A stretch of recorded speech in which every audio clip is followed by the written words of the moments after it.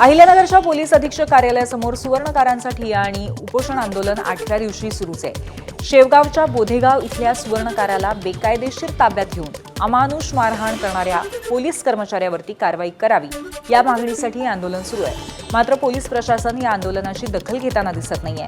जोपर्यंत संबंधित पोलीस अधिकाऱ्यांचं निलंबन होत नाही तोपर्यंत हे आंदोलन सुरू राहील अशी भूमिका आंदोलकांनी घेतली आहे।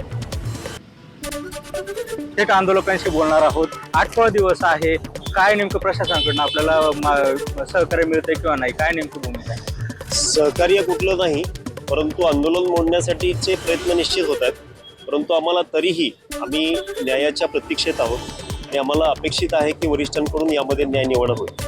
काय काय मागण्या घेऊन आपण आपले उपोषणाला? जे अधिकारी ज्यांनी कस्टडियल टॉर्चर केलेलं आहे, खंडणी सदृश्य सोने वसुली करणं, महाराष्ट्र शासनाच्या SOPचं उल्लंघन करून, आपल्या सर्वोच्च न्यायालयाच्या गाईडलाईनचं उल्लंघन करून ज्या ड्रस्टिक लेवलमध्ये जे काही तपास करणारी ही व्यवस्था आहे, ह्या गणेश देशमुख PSI आणि त्यांची DBची संपूर्ण टीम यांच्यावरती कारवाई होणं हे गरजेचं आहे। कारण त्यांनी सर्वांचे संवैधानिक अधिकार तर घालवलेच, परंतु ज्या पद्धतीने गुंड प्रवृत्तीने हाणमार करणं, शिवीगाळ करणं हे जे काही प्रकार झालेले आहेत, त्यामुळे ह्या लोकांना सजा होणं, त्यांच्यावरती कारवाई होणं हे अपेक्षित आहे।